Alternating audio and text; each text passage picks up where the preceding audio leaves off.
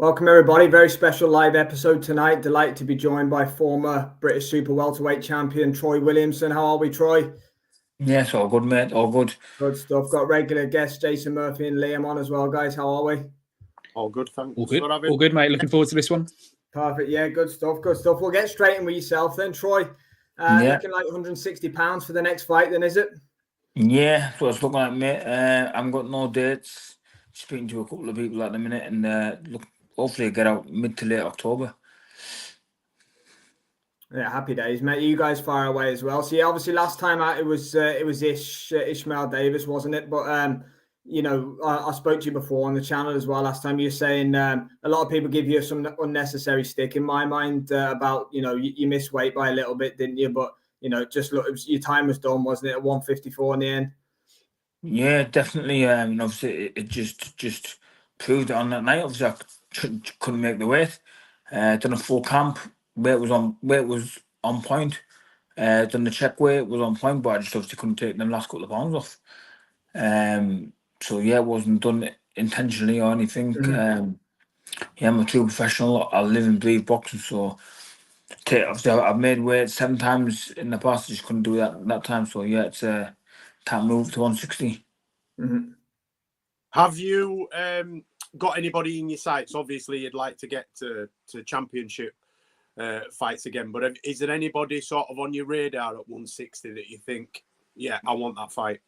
Just anybody that's ranked above me. That's who I want. Obviously, I'm coming off a little injury.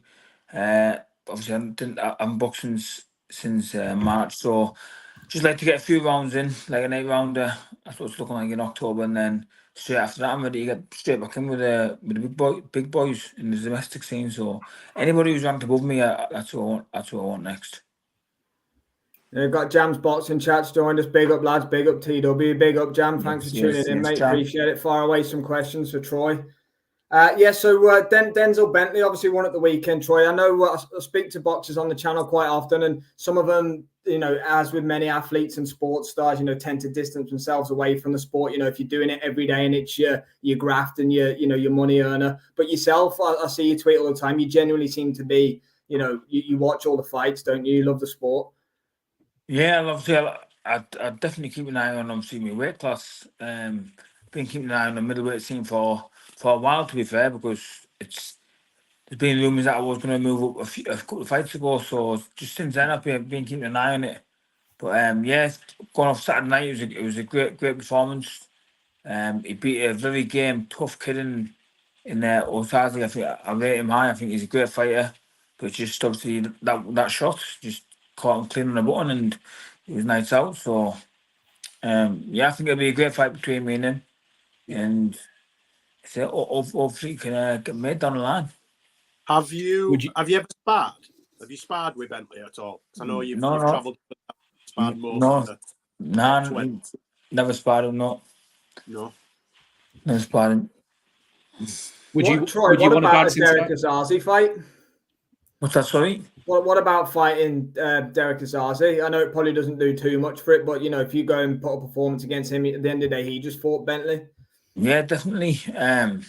Yeah, that'd be a great fight to welcome me to the 160 pounds. So if they want it and they see this, get in touch. Yeah, in terms of Denzel, was a real one. He is. Thanks, John. So, in terms of Denzel Bentley, Troy, is that something you'd want to do if he was to say get his British and Commonwealth belts back, or are the belts not important for you? Would you fight Bentley just purely based off his name and where he's been in the past? Yeah, so obviously I'd fight him just off his name and where he's been in the past. But obviously to get the British title online would make it extra special. So I'd love to become a 2-weight British champion, and I believe I will.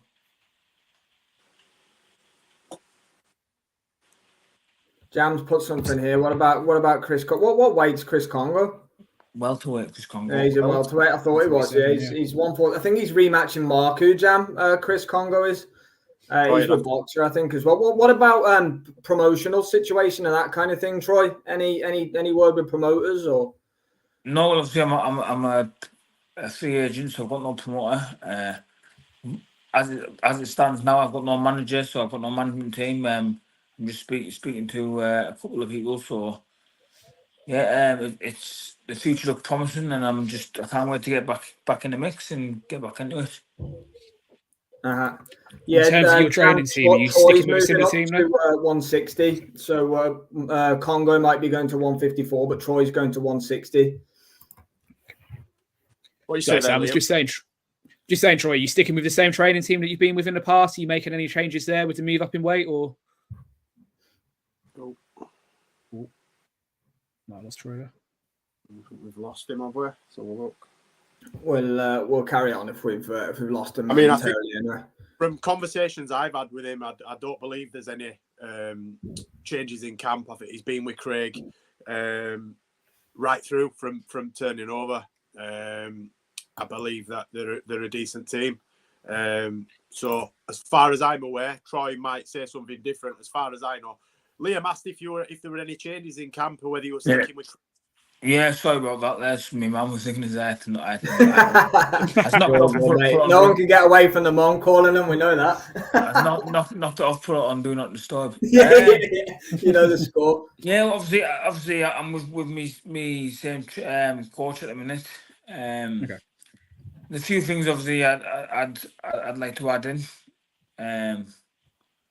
Yeah, I think obviously I think having a coach, I think you need someone who knows you inside out, and obviously Craig does with me. Obviously he's loyal. I trust him 100%, which is a massive thing.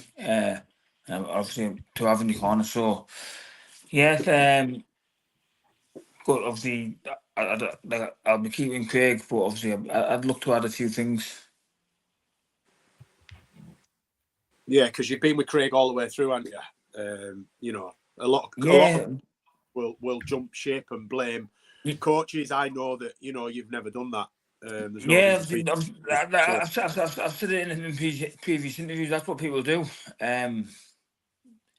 Obviously, everyone was praising us when we won the British title. But once you lose, like we have that first loss, and people start blaming other people. But don't blame nobody. Don't I put it down to weight. At the end of the day, I've never came out and mentioned it after fights. But purely, I just put it. Now I'm moving up. I put it down purely to weight. Yeah, should have moved up a few fights ago, but I didn't. So. To be fair, you look at your record, Troy. 3 out your last 4 fights have been Josh Kelly, Kevin Ajako, and Ishmael Davis. You're fighting real talented, really good guys at 154 pounds. You're fighting a who's who of that kind of level. So no one can say that you're not taking you're not taking pushover fights. You're not taking easy fights. You're saying yes to every fight, aren't you? Really, anyone who's being offered, you're saying yes. Yeah, obviously, I'm a big believer in to be the best, you got to be the best. So obviously, everybody that's mentioned me fight at the time, it's made sense. So why not fight? That's what I'm in the sport for, to fight the best. So I've never once stuck to an opponent and never will. Yeah, I think I asked you last time you were on, but I'd imagine it'd be the same answer. You're 32 now, if I got that right. Your goals left in the sport, 2-weight British champion. Is that what you're looking for? Yeah, definitely. Definitely, and I think it's very achievable. So I'm looking forward to it. Yeah, 100%. Jam's asked about a rematch with Kevin Ajako. Is that something you'd do? Yeah, I'd love to. Obviously, a few things went wrong in that fight. I've never publicly mentioned, but 100%, because if I started the fight well, and what happened in that ring, if it didn't happen, I'd have been very confident in beating Ajako. So yeah, I'd love that fight again. At middleweight. Obviously, I know he's boxed out middleweight before, so can't see why it can't happen.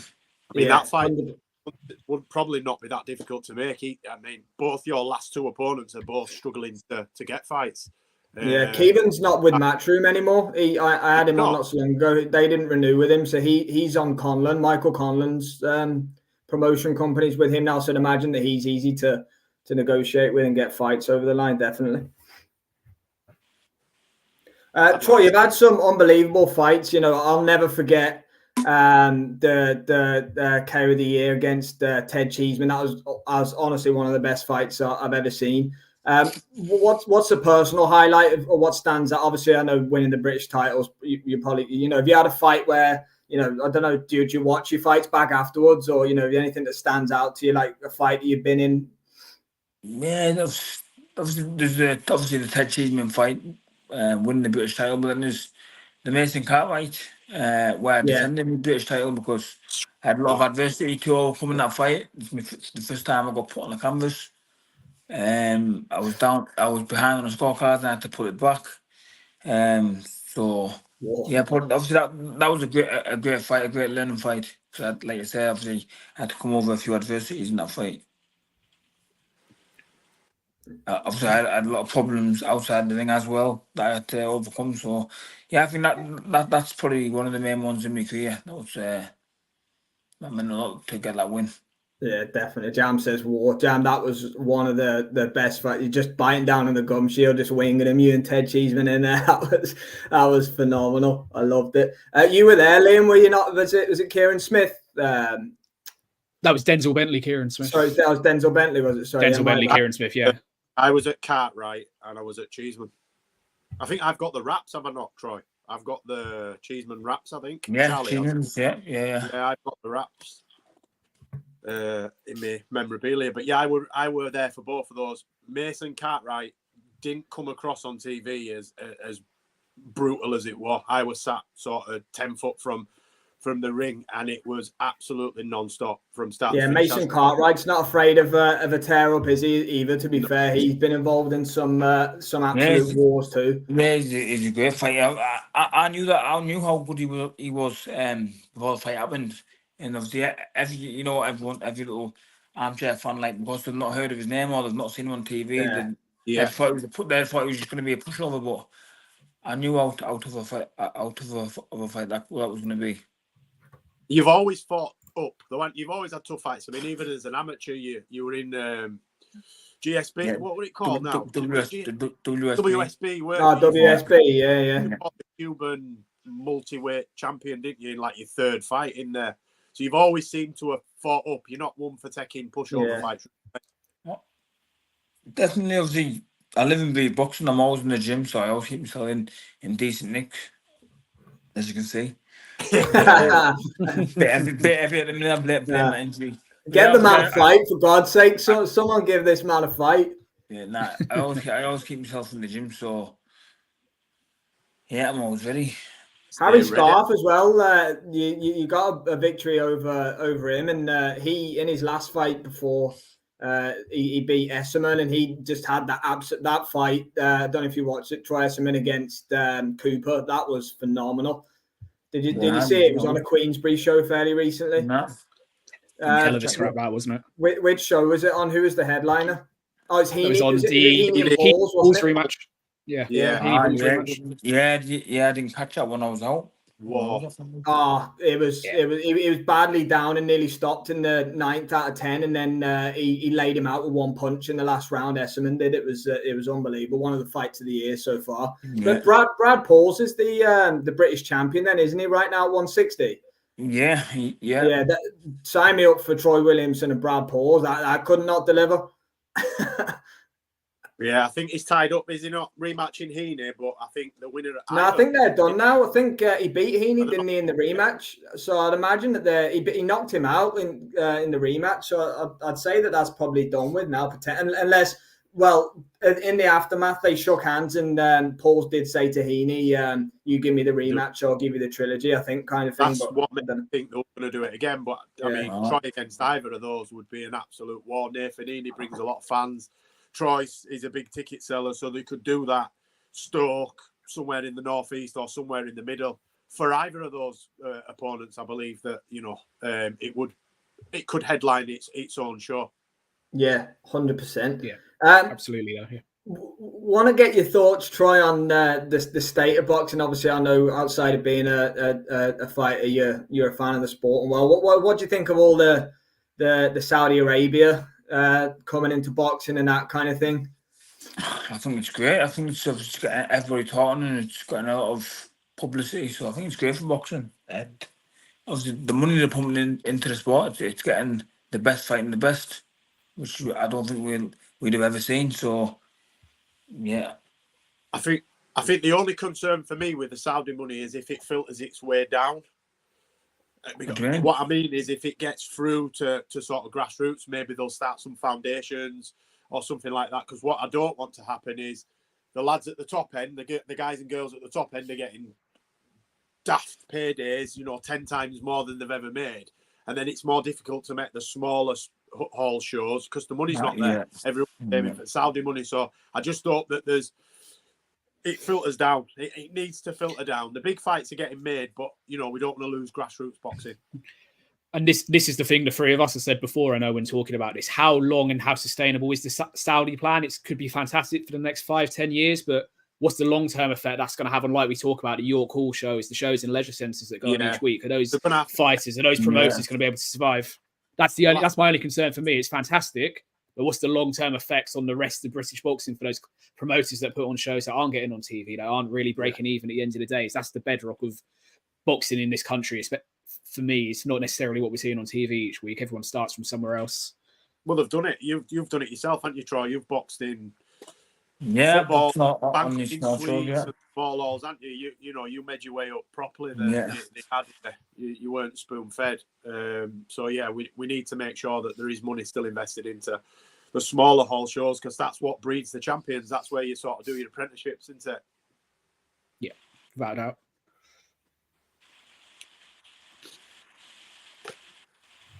Was that a question to Troy, or was that, or did you both discuss it? I didn't know the Saudi thing. We just discussed it. Yeah, it was just a discussion more than a question. Yeah, Troy, the Wembley card. I want to get your thoughts on that, and don't know if you got any predictions or thoughts for AJ Dubois and that kind of thing. Yeah, I think I'll go for an AJ knockout. Yeah, I think it's tough fight for Daniel Dubois, but I think don't think it's as easy as people are sort of saying. I do think Dubois is a factor in the fight. I honestly do. He has improved a lot with John Charles. You can't write him off. If he hits you, it's good night. But I think AJ has improved under Ben Davison.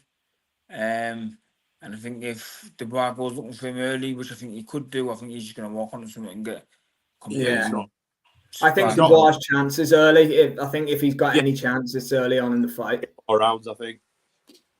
AJ is too clean boxer for him. I think he's a lot faster than Dubois as well. I think he's just going to have to try and make it into a dogfight. I think this is the only way of winning is catching AJ cold, maybe in first 3 or 4 rounds. I think if it goes past that, AJ will knock him out. Yeah, 100%, definitely. Just last one, Troy, your old opponent, PBK, Liam Smith. It's a good fight, and that's at 160. He's up with his moving up like you are, isn't he, Josh Kelly? I think. Yeah. What's your prediction? I think Kelly's going to be too fresh. Obviously, we've seen Liam Smith's what's the word? Excuse when he lost to Eubank, he said that he took too much weight. Said he took too much weight off in such a short time. Where when we've seen him on the stage with Kelly, he looks even bigger. So he's going to do the same thing. He's going to take that much weight off. And I think Liam Smith that fought Eubank in the second fight. If that Liam Smith turns up against Josh Kelly, I don't think he'll land a punch. If I'm honest, I don't think Kelly will stop him, but I think he'll beat him on a wide point. Yeah, I think Kelly will win a decent decision.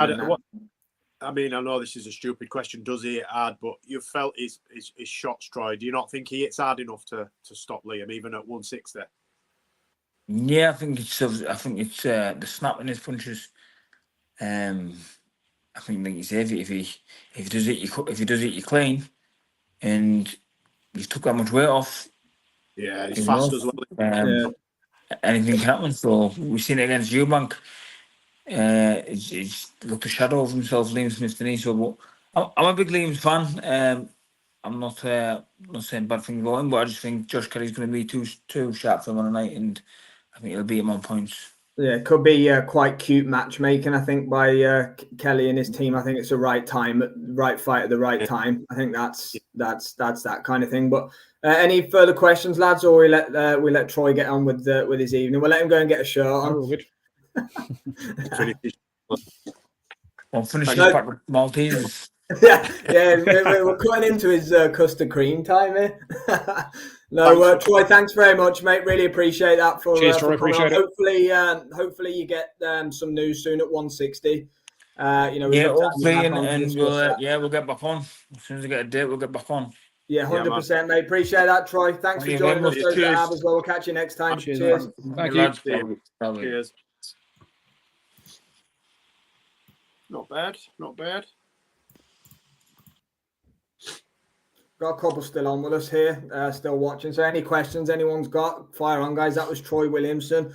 Good stuff, that, guys. Yeah, hopefully Troy gets his date soon. Nice to get an insight, as to where his head's at. Obviously, I've had conversations with him off camera and stuff, and it's nice for him to put his thoughts out there, put some names out there in the ether, and he's itching to fight. You can see that the kid knows nothing other than boxing. 100%. Got a sat on the shelf. Fight anybody. Yeah. He'll fight anybody. He's always been like that. It's not. I know a lot of people say it, but Troy literally will fight. About it. I've watched him fight small halls and half empty banqueting suites and stuff. He's never been spoon fed. The kid is just a fighter. That's all he knows. That's all he does. I'll be interested to see what happens for him at 160.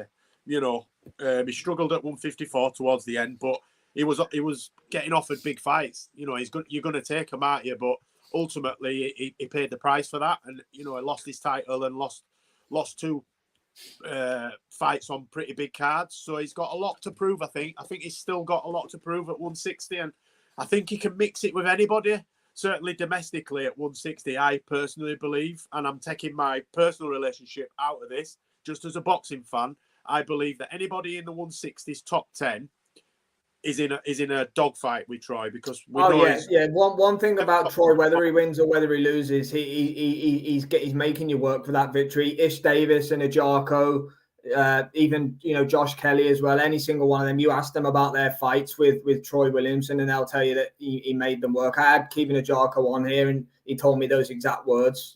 Troy Williamson's not going to go anywhere. He might take a few shots or whatever it is, but he's not going anywhere. Like you say, he's never been stopped. He's never been stopped. I think he's been down twice. Cartwright saying had him down, and then the Cuban kid, I forget his name, in the WSB knocked him over, but it was more like just the force of the shot pushed him over. He's a tough guy. I know this might sound daft, but the fact that he's now not got a manager and he's not with a promoter possibly will make it easier to make some fights. Free him up, because he can negotiate on his own behalf. I think there'll be no politics or no rivalry as such. No. I think for me, I took two things out of that. Firstly, he didn't directly come out and say it, but kind of suspect he felt he should have made this move up to 160 after the Kelly fight. Perhaps he stayed two fights too long down at 154, which, like we said, he was getting offered good opportunities on good TV cards. So he probably prioritised that over making the move up. No excuses. Ultimately, he made that's the best part. Made no excuses, and you can see there's still a hunger there. He's not looking to make money. He's looking to win fights and gain what he can from the sport, which is the best thing. He's not staying in it for the wrong reasons, which for me is something that fighters, when they reach the point that Troy's had a few offers looking to move up in weight, it's what their intentions are. And you can see from Troy there, he's, like we said, he's a fighting man, and he's willing to take whatever fights he can. Yeah, he's got a lot to offer. He's 32, he's not 37, 38, been stopped 3 times. He's 32, he's never been stopped. He's moving up to a weight where, let's be honest, he said it himself, he was dead at the weight at 154. He's going to be a problem. He's going to have a better engine at 160. He's going to be able to increase his output. He's probably going to have more snap in his shots. He just needs the opportunity. He's not lost, and he's not lost, Josh Kelly's potentially on the verge of a world title fight because there's rankings at stake in the Liam Smith fight. Yeah. Ajarko and Ishmael Davis are two talented kids. They're talented fighters, both of them. They're both talented prospects. Nobody will fight them. Ajarko is struggling. His opponent pulled out of his last fight and he got a last minute. Yeah, last minute in Belfast, yeah. Ishmael Davis can't get a fight. His last fight. What happened with Ish? He was meant to be fighting, what's his name? Is it Vong, Cameron Vong? No, Vong was down to fight. Not Vong. He was fighting. No, it wasn't Vong. I'm getting myself mixed up now. Did he have a fight booked? Yeah. I think he was due to fight on one of the two Magnificent Seven cards we've seen this year. I'm sure he was down to one of those. I'm pretty sure there was a mandatory called recently, and I'm crossing my wires now. But you boys carry on. I'm going to find it because He might have something scheduled. I'll send him a message. I sort of talked to him because he's from Leeds, and we've got sort of mutual contacts. But I think he's in Cyprus at the minute, starting camp. Speaking of that, I think Shakur's just announced that he's first day of camp, so we might be getting Shakur versus Tank on the 2nd. Oosh. 2nd of November. Oh, God, we'll be doing a live for that, boys. I'll be staying up with match fixing me that one. Yeah, no, I think the middleweight landscape at domestic level is interesting, and throwing a fighter like Troy Williamson into it just adds more fire to it. Like you've just said, Jay, he will give anyone in the top 10 a hard fight, and more importantly, I'd say he can beat anyone in that top 10 as well. Sorry to cut you off, boys. Janae Boston, that was who apparently Ish and him. That would be a cracking fight. That would be a hell of a scrap. Very fast with a punch. Yeah, we've still a couple on with us here, guys. I know we've come away from the Troy. Well, we're still talking common opponents with Troy Williamson, to be fair. But fire away, fire away anything. Yeah. Because we'll keep it going. But yeah, that 160 division at British level now is flying. You just had Heaney and Pauls. Denzel put in a quality performance at the weekend. You have the likes of Troy, who's most definitely still in the mix. It's becoming one of the marquee divisions, especially at British title level. I'd say outside of heavyweight, it's possibly the most stacked division in the UK at the moment, middleweight. With the fights that can be made as well, it seems like fighters are easy to negotiate with. Yeah. When you look at how fights are being made. Yeah, Eubanks and around that, there's some big British names at 160 pounds. Hamza, Hamza, Denny, all of them. Yeah. Denny, Felix Cash, if he does decide to fight again, although we're not sure on that. Names there, definitely.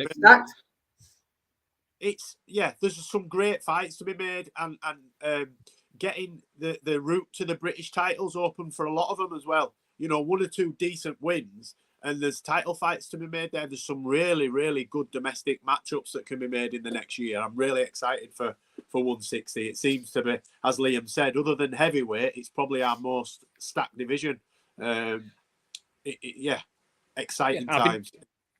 I think the thing for me as well, in this time of all the promoters working together, we've now got Boxer getting on this next Riyadh season card as well.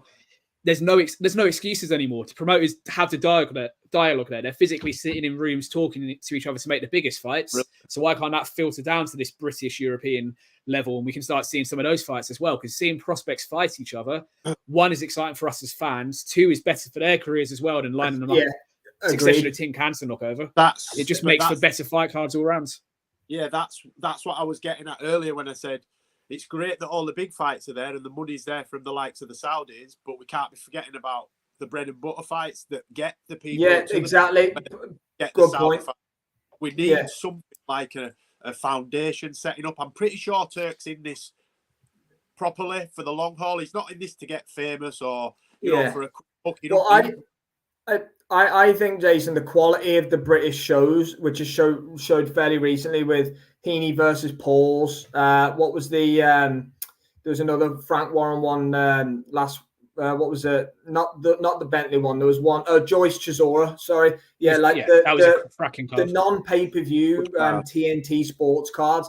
Yes, Eddie and DAZN have been focusing more stateside a little bit recently. They got a bit unlucky with Taylor Cattrall Prograis, that was due to happen actually this Saturday, which is unfortunate. Now we've got Floyd Mayweather in an exhibition as the weekend attraction, but they were fairly unlucky. That would have been a great card because Johnny Fisher, I think, was going to be on it and stuff like that as well. But fair play to Frank, because clearly these cards have got Riyadh season stuff written all over them, so we know that yes, the purses are probably a little bit higher. They're not Saudi shows or anything like that. They're still British shows, and they're still in British arenas, so on and so forth. But the quality of the cards, they're not just bringing in big international names. They're making better matches between British level fighters. And, I do commend Frank and Queensbury for that, because those little shows before where they might have still had a Heaney Pauls kind of main event, but the undercard, let's be honest, has been, fairly. There seems to be more even fights on the cards now. Yeah, we seem they have to take them, don't they? Yeah. Prospects fighting each other. Whereas they have to. They'd manoeuvre them and they'd strategically pick opponents. Yeah. Now they've got no choice. Yeah, the purses are too good to turn down. They have to get themselves out there. Yeah, one thing you could say of Frank is far too often he was putting on red corner fights, blue corner, red corner is going to win 6-7 fights, and then you'd have one pick 'em at the top of the cards. Since this Saudi money's come in, other than people for argument's sake may say the York Hall card at the weekend was one of those cards, one of those throwbacks. But look at the Magnificent Seven cards he's putting on. Look at Joyce Chisora. Look at stuff like that. He is now making fight cards that are putting prospects up against each other, giving his prospects opportunities to step up to European level, etc. Like Dennis McCann's done recently, like we're seeing Noakes do on the 6th of September. It's positive to see that he's using the money in the right way. That's not to say Eddie and Matchroom aren't. They are getting unlucky, as Sam's just said. But if this is the level of cards we're going to see now at a domestic level, then happy days for us. Yeah, absolutely. It's only going to bring more eyeballs onto the sports. People that see these cards at the top ends. Yeah. I think boxing's in a good place. So whoever said boxing's dead, it's not. Boxing is alive. And for me, it's in a strong position, strong, healthy position. 100%. Yeah. Well, we'll be going about half an hour, guys. A few of you stayed with us for the majority of that, so do appreciate you checking in and checking out the interview with Troy. We're hopefully going to be getting many other fighters on to do something similar. We'll also be carrying on with the watch-alongs and that kind of thing. That went down really well at the weekend. So be sure to go ahead, check out Jay's Fight Talk YouTube channel, Jason Murphy. Really good up-and-coming channel. Plenty of good content coming out of there, all fight sports related. And check out Liam Tully as well. There's big projects coming on for him, which will be revealed in due course. But lots going on for both of the guys, and appreciate them coming on as always. Thanks, Jason, for sorting Troy coming on tonight. Appreciate that. And we'll keep the bus moving, guys. But please subscribe to the channel and Jason's channel as well, and we'll be sure to keep the train going Wednesday. I think we'll be back on, so we'll catch up with you all then. See you soon. Pleasure as always, Trent. See you soon. Cheers, guys.